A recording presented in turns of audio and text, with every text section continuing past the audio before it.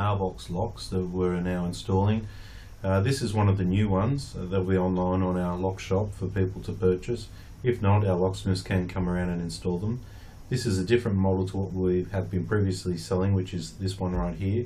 This new lock has a different tail on the back which gives you extra positions, and that's one of the reasons some people might like it. Might be a little bit easier to install.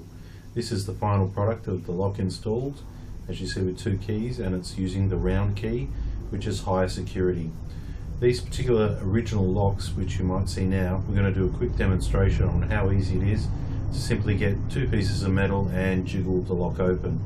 This technique is called lock picking, and as you can see, for a professional or somebody who is trained, can generally open locks like this in a few seconds.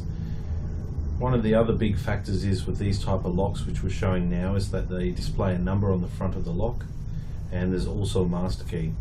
So if the thieves aren't lock picking, they're using a master key, or if they're not using a master key, they can actually get a key cut from the number on the front, allowing them access whenever they like. As you can see, it only takes a couple of seconds to get one of these mailboxes open, and if you had a master key, it would be even quicker than this. What we're going to do next is we're actually going to install one of the new locks, and we're going to show you what it'll take to install a lock. At the moment, we're just having a quick look at how easy it is to actually open these locks. Most of the time it only takes about 3 to 5 seconds. That is why it's worth improving your locks and upgrading to the new locks, so that your valuable information and your credit cards and checks and things like that aren't falling into the wrong hands. Alright, so first step is we need to remove the lock. And it's simple. Most of the time there's a screw on the back. These ones have a horseshoe retainer that you can simply pull off and slide the lock right out. The locks we're using is a 16mm long lock, and the locks that came out are about a 16mm long lock as well. So it's a straightforward replacement as far as the depth of the lock. And we're just simply installing the lock here.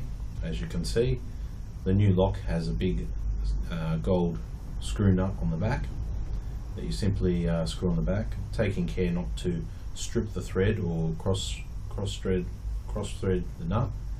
So simply take your time, making sure that the nut is actually going on square and is on the actual thread. Now simply tightening it up. An adjustable socket for this, or a shifter, is ideal. You simply need to just tighten it up, tighten it all the way, and then the lock is secured into the mailbox. The actual cutout for this type of lock is quite standard. They all take the same type cutout. And once the lock is in position, you simply make sure that the top of the key, where the little nipple is pointing to the 12 o'clock position, just making it a little bit easier on putting in the key, giving it a nice firm tighten. Drop something there, and back up we go.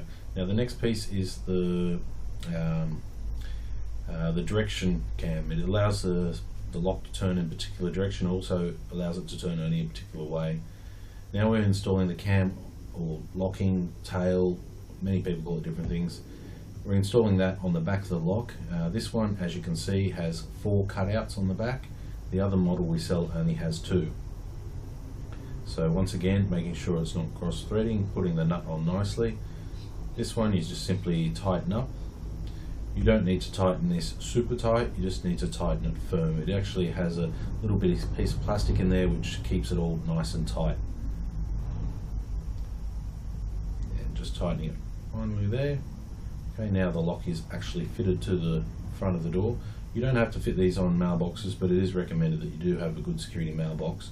People fit these type of locks to all types of cabinets and doors and all sorts of things. Mainly cabinets, display cabinets, things where a little bit more higher security is recommended. Now the next problem we have is the length of the tail. On this particular one, the length of the tail is too long. The actual tail depth is fine because it's the same as what it originally was.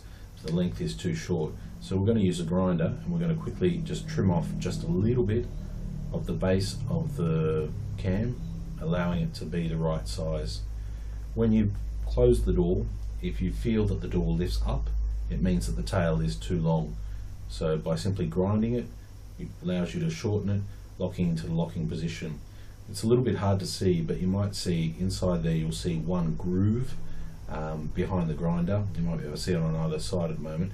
That groove is where this tail needs to lock into, and there's only a limited amount of space of where it can lock into. So if you turn your key and you find it's getting hard to turn, it's most likely not, it's too long and the back of the tail is pushing. So looking at the edge of the mailbox, if you see the door try and move up, it means the tail is still too long. This is this is basically a real video showing on how long it takes one of our professional locksmiths to install one of these locks, and also the modifications which are sometimes required. Sometimes they take different modifications. This is just a very straightforward standard one.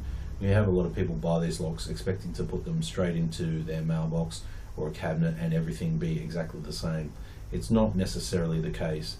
This is just displaying that a few modifications might be necessary to get them to fit.